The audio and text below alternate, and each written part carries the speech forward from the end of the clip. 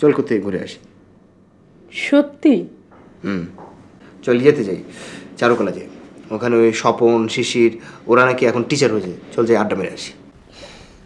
চল। আসলে আমারও আর এখন এসব ভালো লাগে না।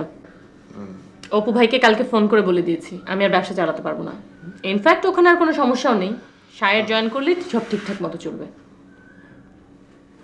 শায়ের মানে ওই যে ওই ওই সন্দেহ বাতিগ্রস্ত মহিলার হাজব্যান্ড? অনু, এভাবে বলতে হয় না। ওই বেচারির নাম হচ্ছে রিঙ্কি। আমি জানি।